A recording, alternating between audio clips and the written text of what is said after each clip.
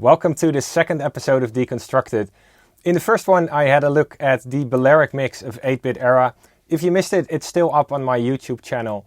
So for this one, we're gonna have a look at Lovely Sweet Divine. The track was released in 2014 on an EP with Eskimo Recordings. It was back together with A Tale of Two Lovers. And to be really honest, it's one of my favorite tracks that I've done all time. Definitely in the top 3. So I'm quite excited to show you today how I made it. So I would normally start a track either by doing the drums and sometimes by coming up with a bass line or a combination of the two. But this track was really constructed in a very different way. I started with the most important element, which is the vocal sample that you can hear during the breakdown, and I built the whole track around that. So let me start by playing the vocal sample for you.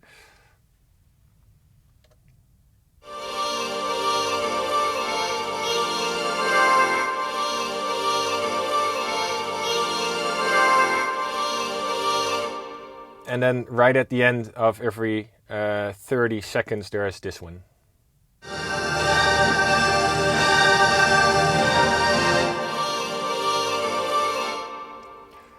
So if you remember my previous videos, you will know that I use Vienna Ensemble a lot. So this sample came from one of my other sample computers. I use that for sound libraries, violin samples, lots of sort of like scoring libraries. And when going over all the samples, I found this one. So the cool thing is, this is not the original pitch. The original pitch is this.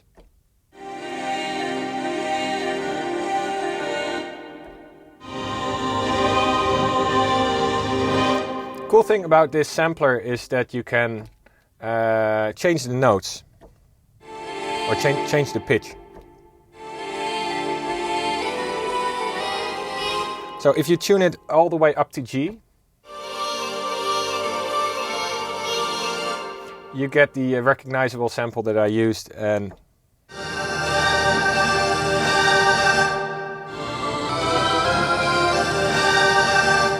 the other one. So this is basically looping throughout a big part of the track. There are a few effects on this sound. Let's see. A Moog filter, which is basically just changing the cutoff. So if we have a look at the channel over here, you can see that I'm automating the cutoff throughout the track. The first time the vocal sample comes in is around 2 minutes. And you can hear I'm tuning up the cutoff to filter this sound in.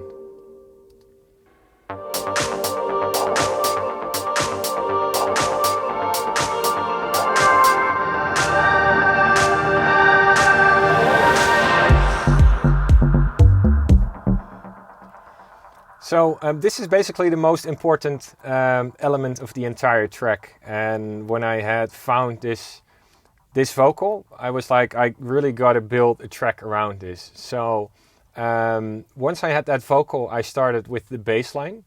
And let me play both of them together for you.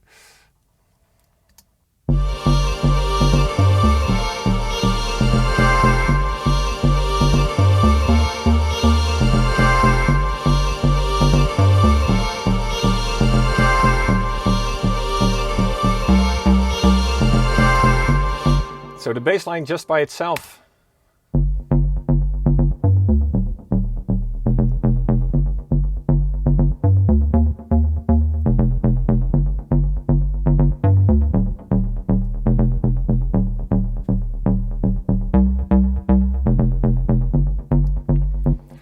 And cool thing about this track is that everything is software.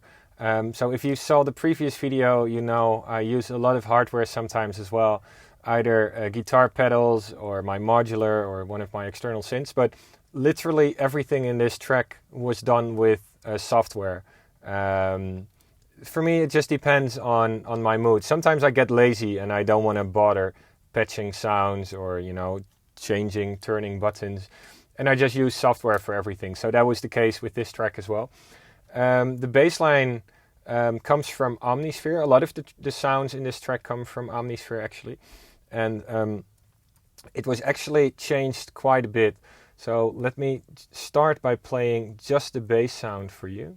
It's this one, I think, without any of the effects.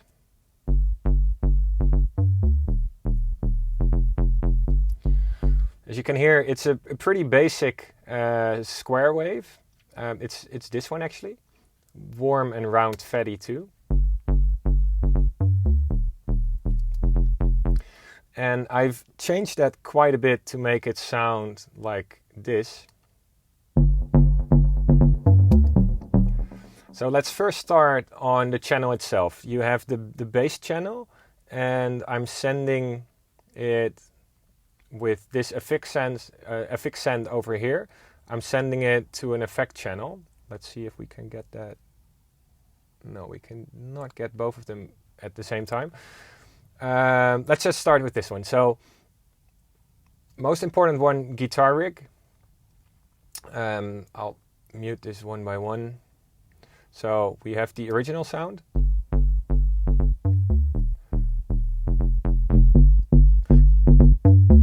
Cabinet is the most important one. The AC box from Guitar Rig, and that gives it that sort of hollow quality that I like a lot. Then there's delay and reverb as well. The spring reverb I put before the cabinet, so the reverb gets the cabinet treatment as well. And then the delay comes afterwards, so you just get the delay on this part together. This one is really low in volume actually.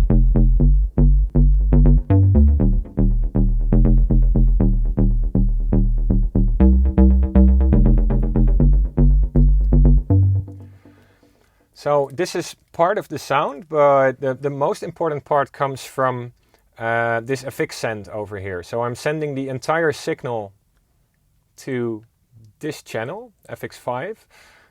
So if I play that channel by itself,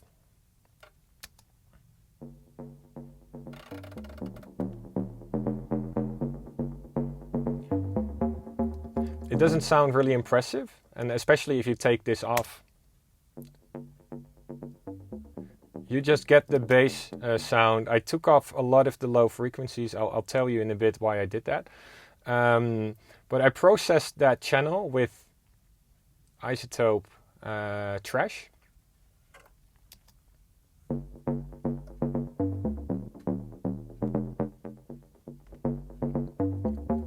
It's a combination of trash and convolution. So if we just put trash on there,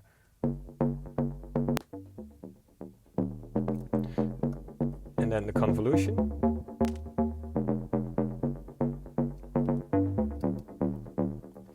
Then we have this one, the EMT reverb.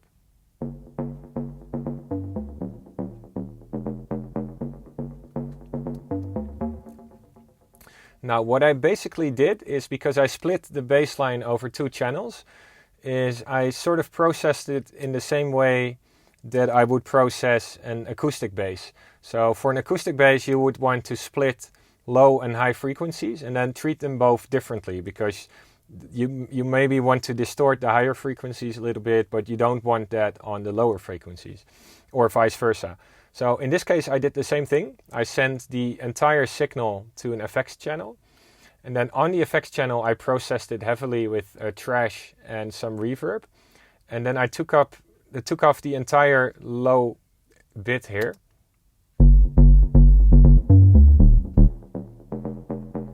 So you just get that high end. Now if you mix these two together, oh, and this needs to go lower, of course.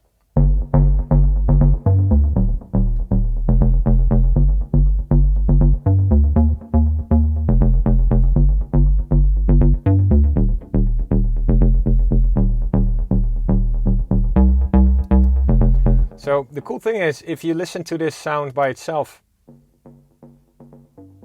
doesn't sound all that interesting, but it gives a lot of character to the bass line. So playing either one of these channels without the other one is very different from the end result. And this is a trick I honestly don't use that much. But in this case, as you'll find out later in the video, I was using a lot of tube compression and tube distortion with guitar rig. And that's also why I was experimenting with it on the bass line. And that's how I came up with this bass sound. Then the drum section is very important, and it's also quite recognizable, I think. Let me play this part for you where you can hear all of the tracks, all of the drum tracks together.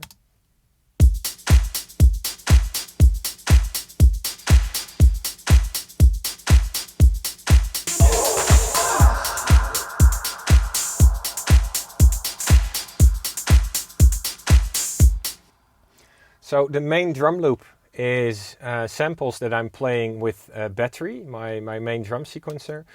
And then there is Nephaton, which is an 808 clone, which is playing this top part here.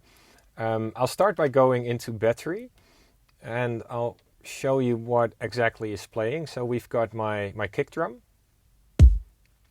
which in this case is just a single sound. It's not really processed. Honestly, I don't do much with my kick drums. Sometimes if I feel they need something extra, I might EQ them a little bit, but in this case it's just the main sound. Then there's the clap, and you can see if I play it, it's playing these two sounds at once. The clap in this track I like a lot because it sounds like a sort of like a live clap, like an audience clap sort of. But if you hear the original sounds, that's definitely not how it sounded like originally. So this is the clap sound, and if I take off all the effects, it's actually sounding pretty mechanic almost. This is the one on the right side, and this is the one on the left side. As you can see, I'm panning them 100% left and 100% right, and together they create that sort of vibe where it sounds as if the clap starts on the right side and then finishes on the left side. So then comes the room reverb, which is quite important on this sound.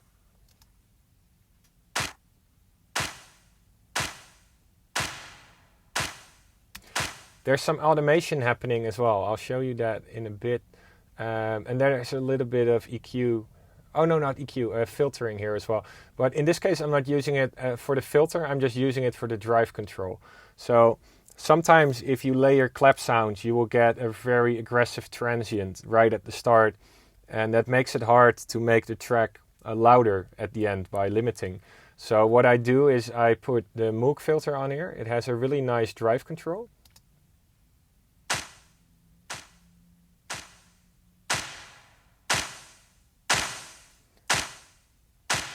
It basically, drive or distortion or something like that will make the sound louder while not necessarily increasing the transients. Actually, it's softening the transients often. So I use this as a trick if I'm layering clap sounds, and then I don't want them to become too aggressive right at the start. There's a third clap sound as well. This one. Like a disco clap. So if you go to the 1.5 minute mark in this track, which would be here, you can see I'm changing from the one clap to the other. Oh, I think there we go. And you can see first I'm playing this one, then I'm playing that one. And the only thing that changes if I play one or the other is if I play the D note, it's just playing these two. If I play the C note, it will play all three at once. So it's basically making the clap stronger at the 1.5 minute mark.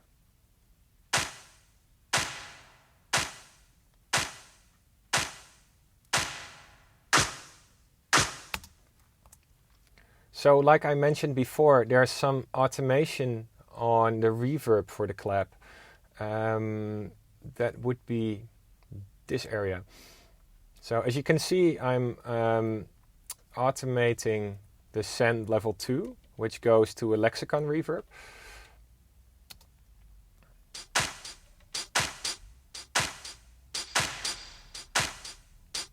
So let's just play the clap sound for now, because it's playing the hi-hat as well. There we go.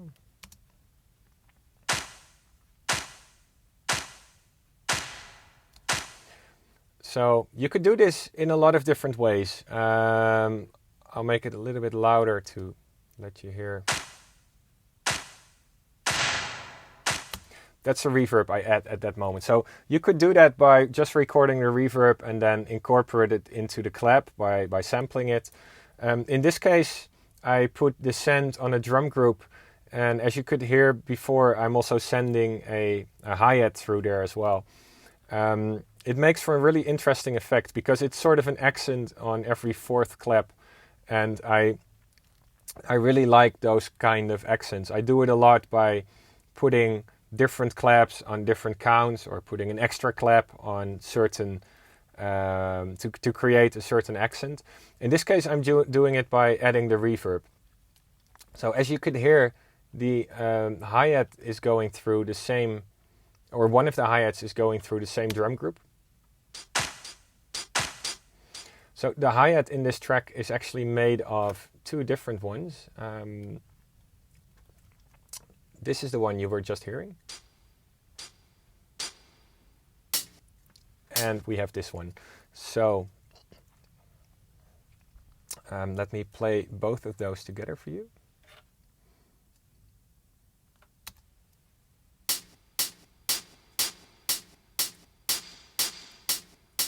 As you can see, the main hi-hat is going straight through the main channel. There's no drum bus processing.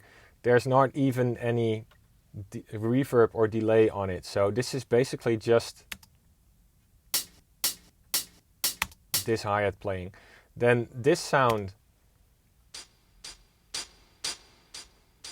I'm automating both the reverb here, of course, and also the volume over here. So it's going up and down.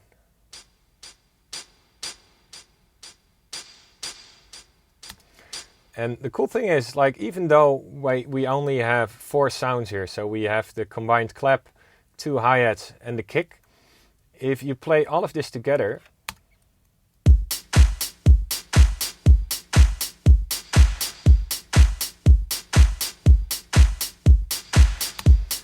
you get a really sort of nice drum groove with some accents on the 4th clap. And because I'm automating this as well as the volume here, it becomes a lot more interesting than just playing everything on the same volume all the time. This gives a little bit of life. It adds to the drum groove. So then come all the shakers.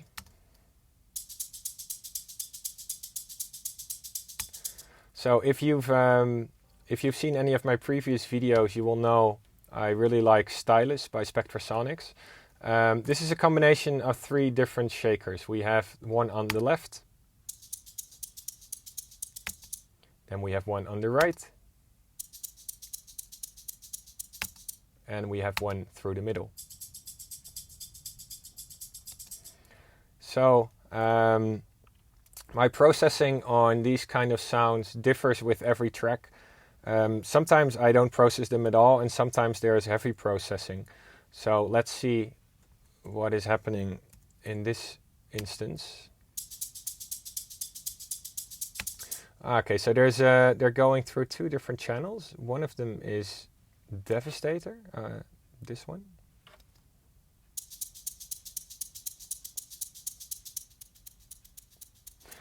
There's quite some, you can hear, this is a distortion unit from D16. If I turn up the volume, this is the original sound.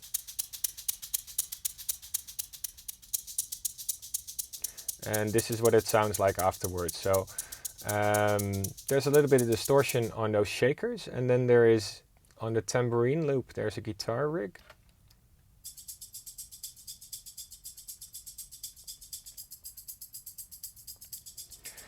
As you can see, again, an AC box with a matched cabinet. On the cabinet is turned off, but the AC box is working. And then there's a nice trick that I used here with the pitch pedal. So I've pitched these hi-hats. If I turn the pitch pedal off,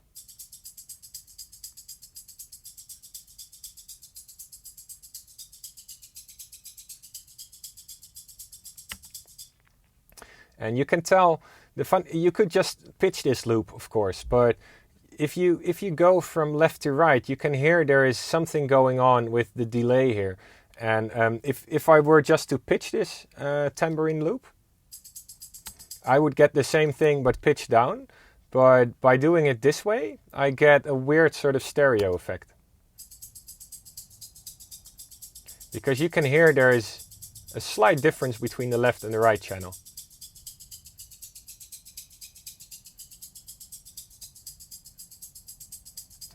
And that would never happen just by pitching the loop down. So this is something I actually forgot about, and that I'm probably going to use again more often from now on. And then there's, besides the AC box, there's this one. I guess I was just messing around with a tube distortion and cabinets like I mentioned before. So, and then all of them just go through the sidechain channel. So I'm sidechaining these with the kick, and that's is that all? No, that's not all actually. So we have this 808 over here, which I'll play for you.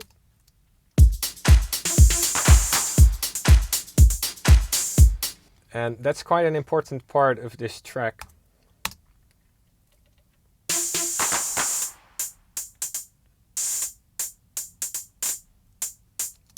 So I'm playing a Nephaton, like I mentioned before.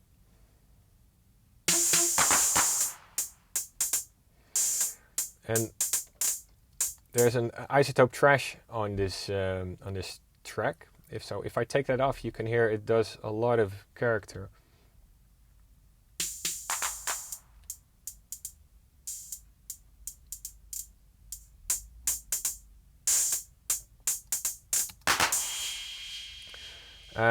As you can see, I was messing around with this quite a bit. So there's a filter to start with.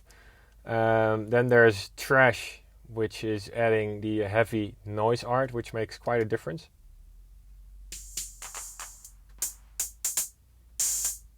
Then another filter, and finally some compressing, heavy compressing actually. And I really like this part because it sounds like an old-fashioned sort of disco, electronic sort of sound. And it was a big part of the drums for me.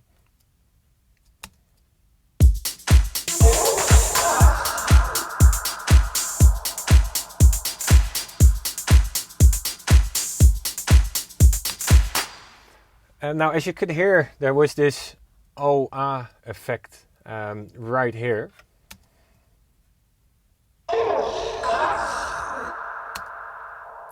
It's another sound effect I made myself. If I turn off all the effects, here we go.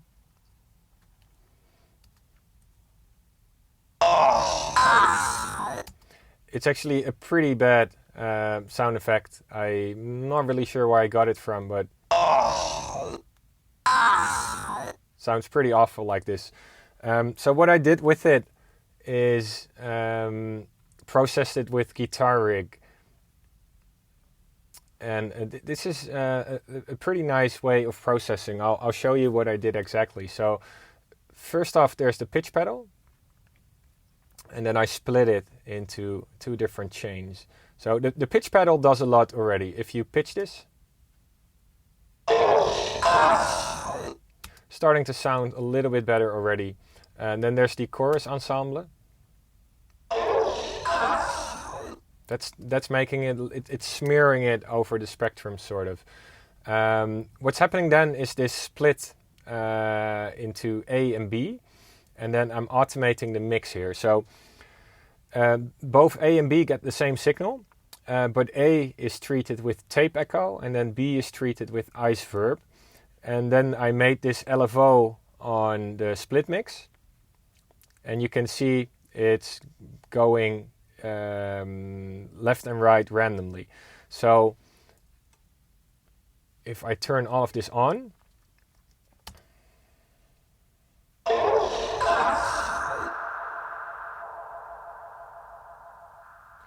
so you see if this split mix moves more to the left, you get more of the tape echo. If it moves more of the right, you get more of the ice verb. And both channel A and B are panned completely. So A is panned completely to the left, B is panned completely to the right. So if I do this by hand,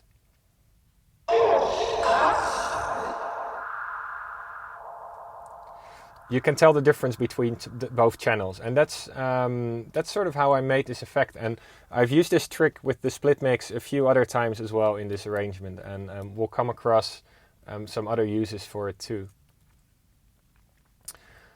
Then there is one final part of the drums. Oh, it's this one. It's the chaos percussion. So basically, when this track was finished, I was with the label, we were talking and we were thinking of maybe adding one last element to give it a little bit more of a disco, new disco sort of feel, and that was this chaos percussion.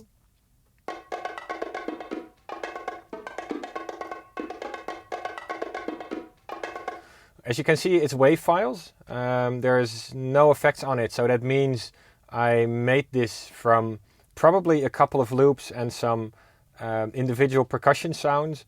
I don't remember exactly, but I think I made it with stylus, just combining and layering the loops and then adding some individual hits in between. And I bounced this as an audio file and then used it in the track like this.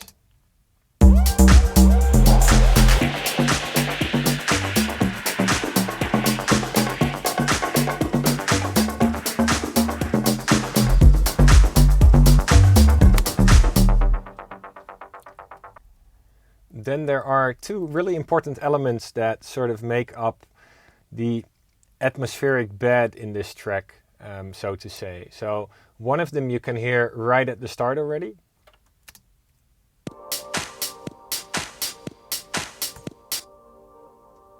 It's this one. It's called main filter, and if I turn off the effects, you can hear that it's actually the main vocal that I looped.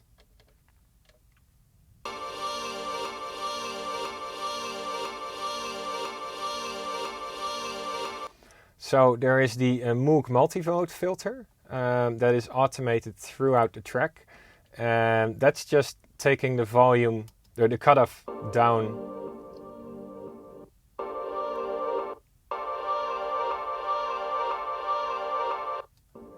and up again through different parts of the track. More important is again guitar rig. So if we open this up, let me turn this on one by one, and you can see there's a split mix here again. So we're starting with the auto filter. Oh, and of course I'm using the mono signal, so I'm just using the left channel. So if I turn this off, you get the stereo sound. And now I'm just using the left channel. So that goes into the auto filter. And important to notice is that if you look at the channel effects, the Moog filter is placed before guitar rig. So that means that the filtered sound goes into guitar rig. So if you are at this point in the track and the filter is at this level, you're putting a different sound into guitar rig than at this point in the track where the filter is at that level. So auto filter has a sensitivity, and it will react differently to what you put in. So if I play it here,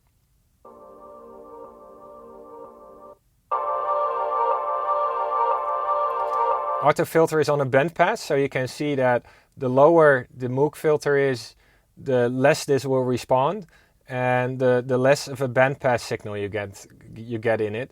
And the higher this filter is, the louder the signal that goes into auto filter, and the more of a bandpass filter effect you get. So the more it's opening up, the harsher it's starting to sound, on purpose, of course.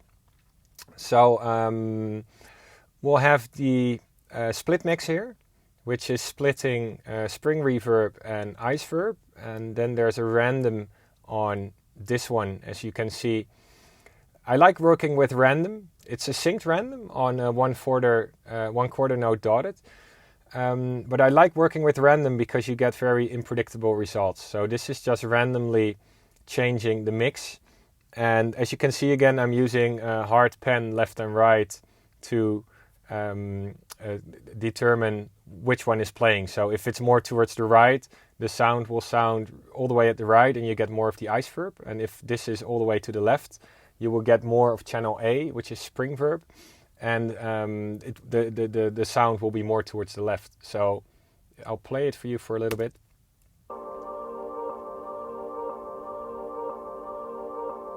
And you can hear the sound moving with this randomness here. Oh, and I have to turn these on, of course.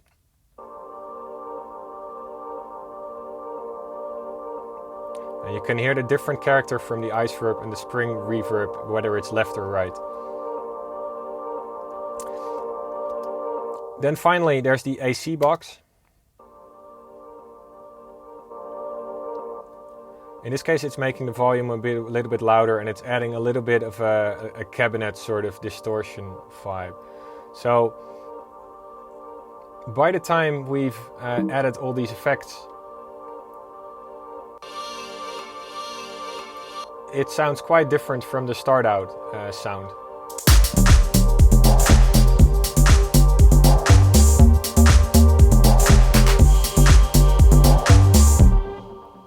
Then another important sound again is omnisphere, is this string sound. So I'll play this one together with the bass line for you. And what I really like is that it's on one note, on the G note, and it goes up right at the end here.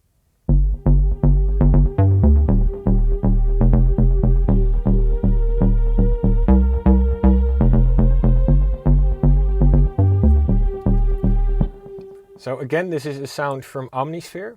I changed it a little bit. I made it from the Lush Paul Strings preset. What I did with the sound is I added some modulation on the pitch fine tune.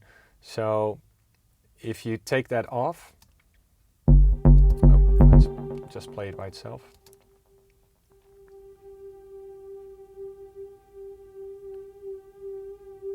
I'll make it stronger for you to hear the difference.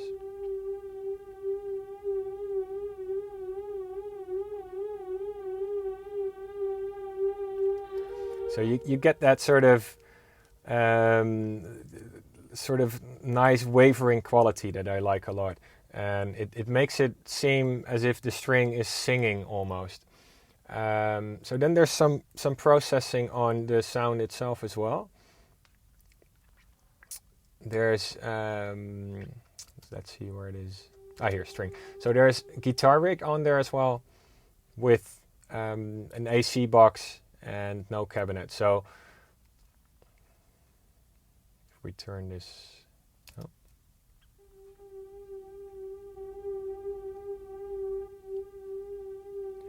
you can tell it's basically making the sound mono and much more focused in the center.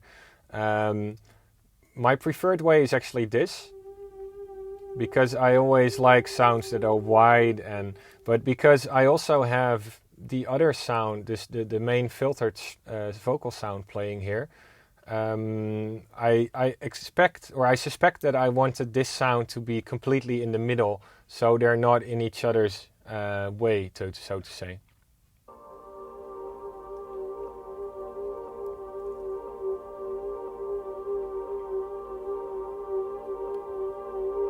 Is it in the middle? Now it is.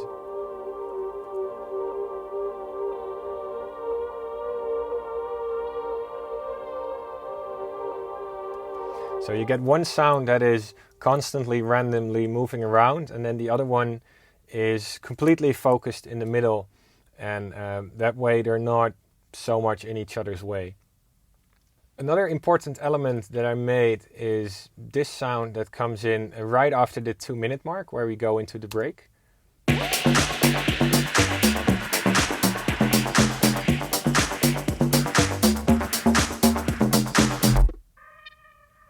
It's this sound.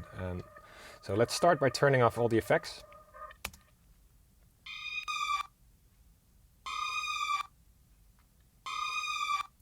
So as you can hear, it's a violin sample.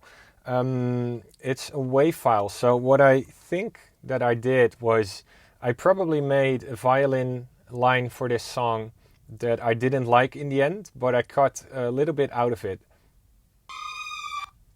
And then I used that as a sort of small effect. So if I turn these on one by one, again, there's a lot of processing in Guitar Rig.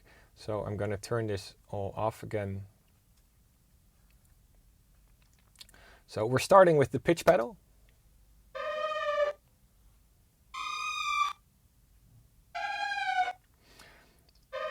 This is turned up to 100%, so that means we're shifting it 12 notes down.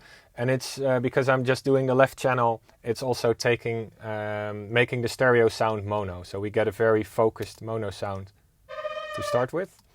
Then there's the auto filter.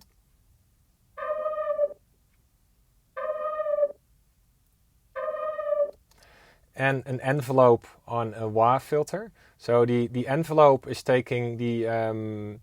I drew in this envelope, and that's controlling the filter over here.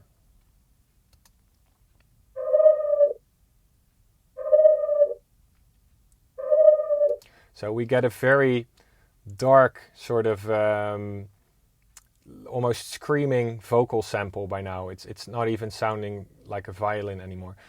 Then we've got the split mix here. I'm splitting it in A and B again.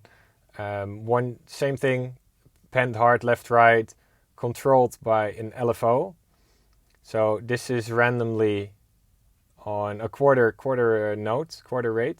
So this is randomly moving left and right. And then we either get the left side with octaverb, or we get the right side with tape echo. And this is how it sounds like.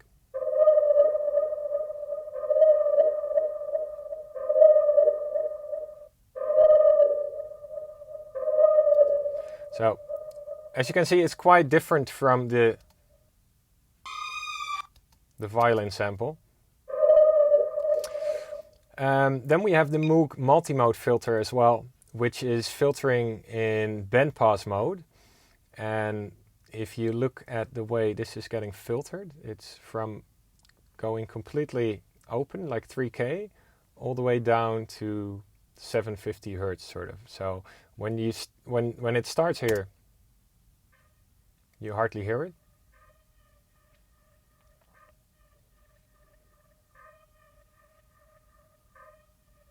And then the more down this goes, the louder it starts to get.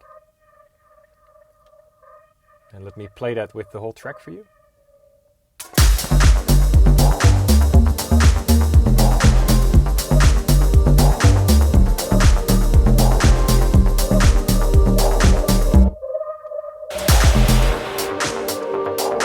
So this sound will probably sound a little bit different than the version from the track that you know because of the randomness.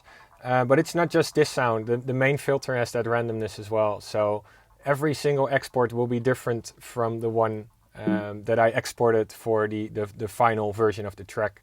But that's also what I like about randomness. And if ever the randomness is too much, I would just bounce this a couple of times to audio, and then I'll use the take that I like most. And you still get that randomness, but you don't get that every single bounce will sound a little bit different. Then there is this sound, which almost sounds like an air horn.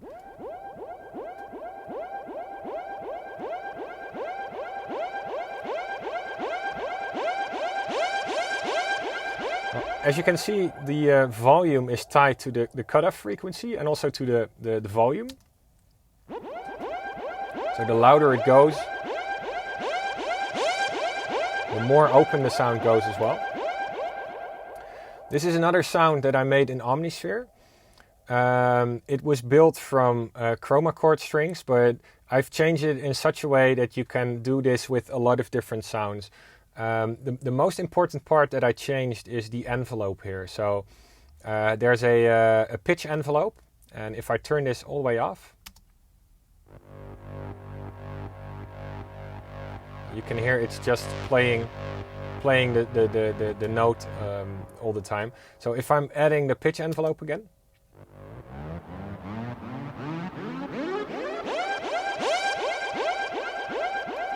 it's making that almost like alarm-like quality where the pitch goes up very quickly right at the start of each note.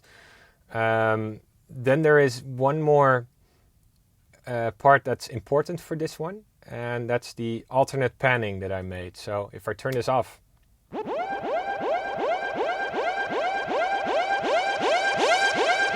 can hear it just go through the center. If we turn the alternate panning on, it's going to change from left to right, and you get more of a stereo effect. There's a couple of effects on the channel itself as well. So let me turn these off for you so you can hear the difference.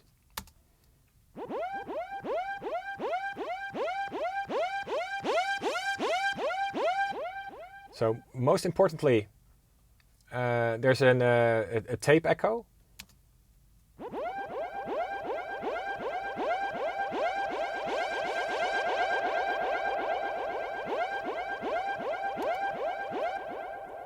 Then there is a Moog filter, which in this case is not doing a lot. It's basically, I'm just using the drive to thicken up the sound a little bit.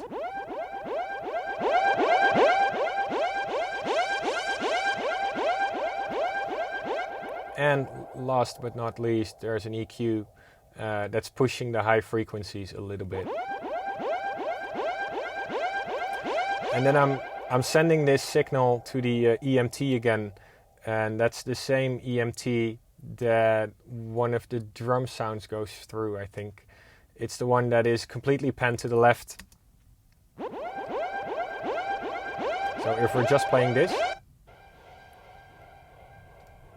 you can hear that the reverb is completely on the left channel.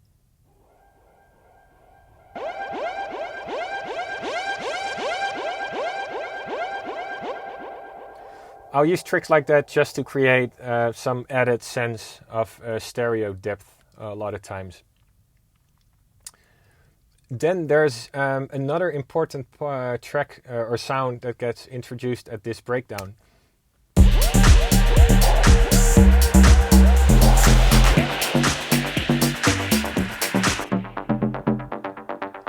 And it's this one. I called it a disco arp. So basically this is another sound from Omnisphere. It's playing octaves, like lower and higher G notes.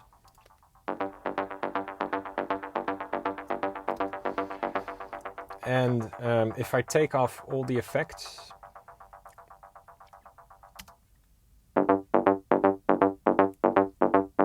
and the EQ, this is the sound. Plus the bass. As you can hear, there's a lot of bass in that sound, so I needed to cut this quite harshly to make sure it doesn't mess up the bass line, because if I play this sound together with the bass, there we go, you can tell it gets really messy really quickly.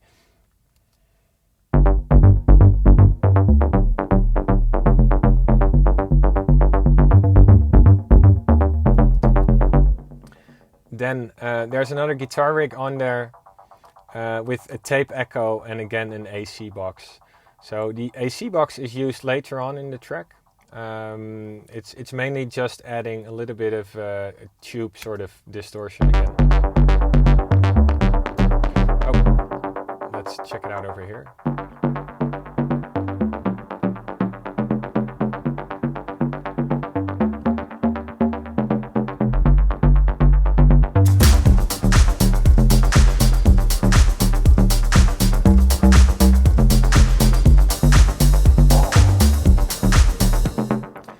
That AC box that I was referencing, you can see it's getting, this is the input volume. So right at the start of the track, it's, let's open that up again.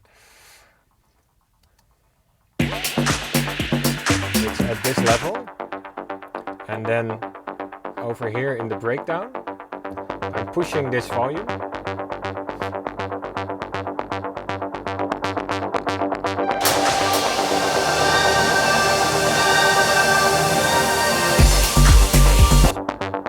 It stays a little bit higher than at the start here.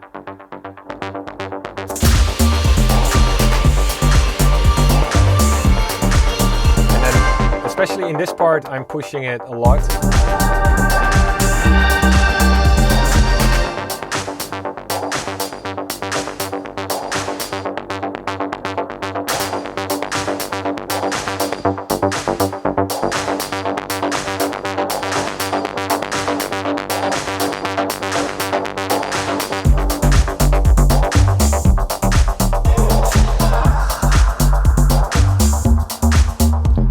So it's quite an important part of this track. I do remember when I made this, I was messing quite a bit with the bass and this sound because I wanted both of them in there, but they are both sounds in the same frequency, so they can cause some problems.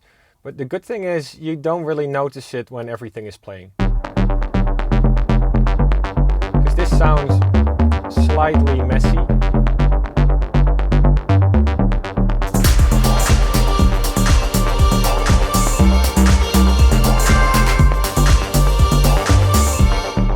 But when you play it like this, it's actually not that bad. So let's go to the breakdown quickly to see what's happening in the break. You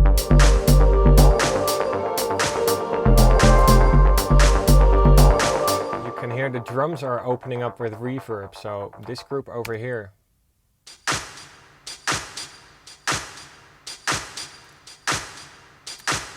We're adding Roomworks into the mix, so we're adding reverb.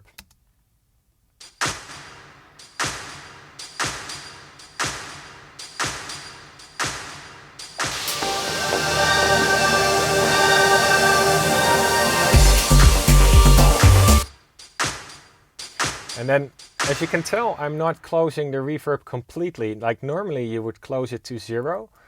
In this case, because it seems to add something that I quite like.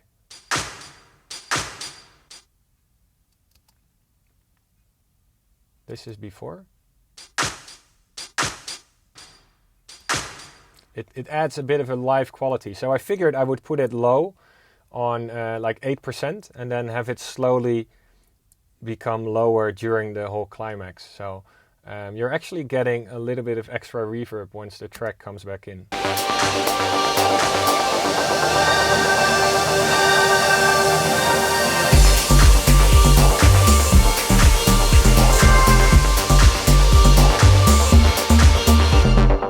Then there's one more element that comes in the second time I play the whole melody in the climax. Is this string sound.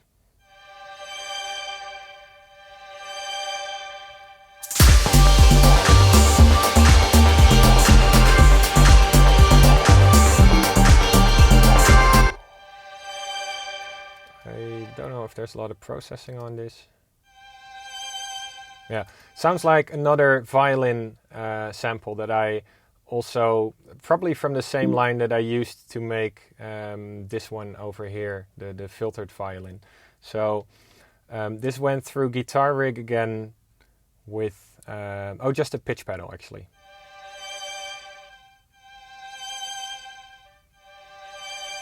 Oh, in this case, I didn't even remember, but I changed the wet to, so before when I used the pitch pedal, this was on 100%.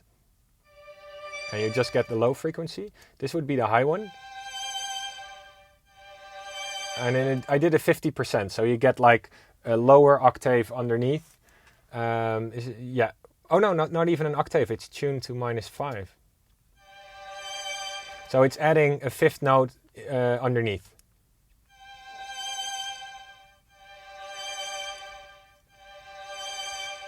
And then there's the EMT,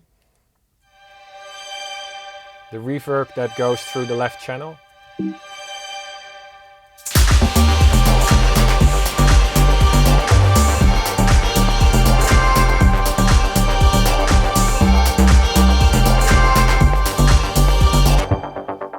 One final element that I have to show you is this melody. I'll play it for you first without anything else.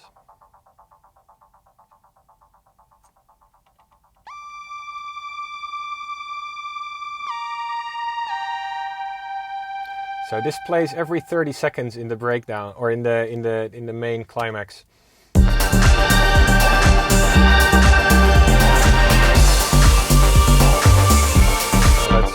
Let's turn it up a little bit because it's not very loud right now. Looks like it's channel 7, so that would be this one.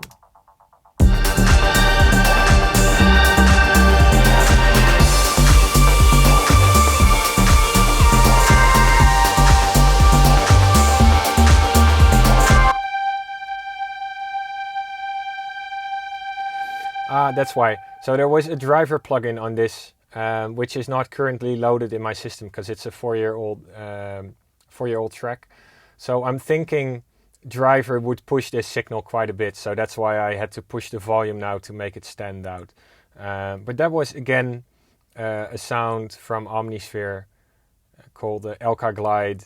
Don't know if I changed anything. I might have added the glide. I'm not sure, but so that was used as a sort of, because the climax runs for a pretty long time. Like this whole area is about 1.5 minutes, and I wanted like one single melody line every 30 seconds to sort of keep it going. As you can see, I tried it right at the start as well, but I muted that and I just used it on the second and the third time that you heard the whole climax. So let's play a little bit from that again.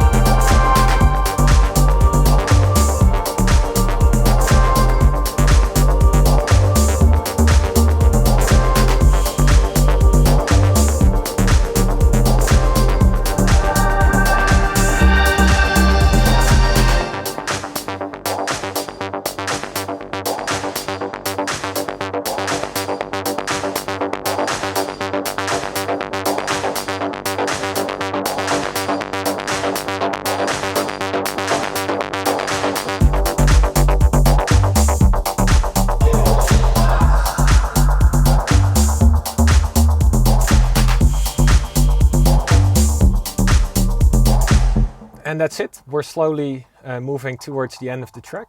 So as you can see, there's actually not that many elements in this track. There's a couple of important sounds, like the ones coming from Omnisphere, the filtered strings, the filtered vocal. So every sound has a very important purpose. And I tried to make it sound really full, but at the same time not make it overly full with too many melodies and too many effects and, you know, all those things.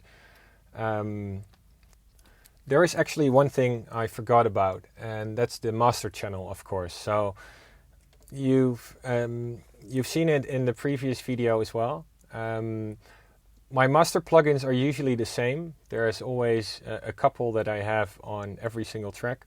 So let's turn everything off for now and turn them on one by one. These two are always present in my track. So it's the Harrison EQ and the Fairchild. So the Harrison EQ I use because I really like this filter. And then it's just adding a little bit of sparkle on the high frequencies. The Fairchild doesn't do much, about 1 dB in gain reduction, but I really like this plugin because it makes everything sound a little bit more forward. it's as if the track starts to live a little bit more. So these two plugins are the main plugins that are present on every single track that I do, even while producing. So then there's a UAD 1176 compressor. Again, not doing much, just a little bit of gain reduction. It's mostly there for the character. This one's important, the DBX. I use DBX, well, in this case it's also the output gain, but I use it because it's great for instance, parallel compression, but even using it on the master bus can slightly enhance the transients, so you get a little bit more of a punch in the track, and that's something that I really like. Then there's the MPEX tape.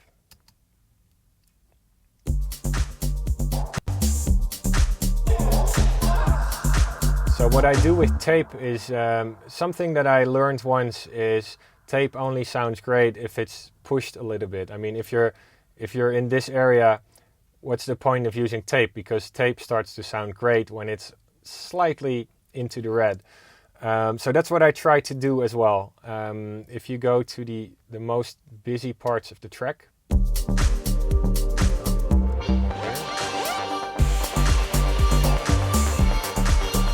I'm almost hitting the red. It'll probably hit it at certain times, like when there's a crash or something else. If I turn it up too much,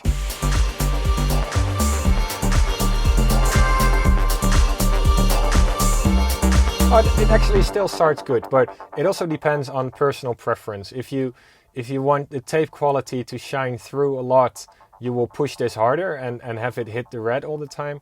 If you don't, you'll keep it somewhere over here.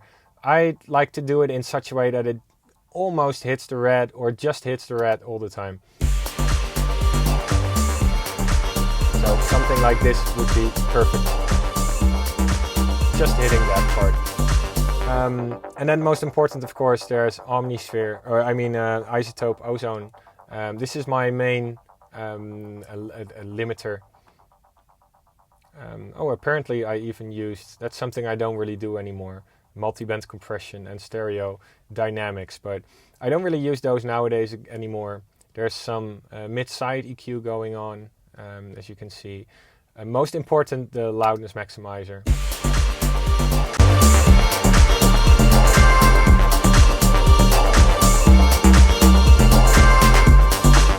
As you can see, it was taking off almost 5 dB here.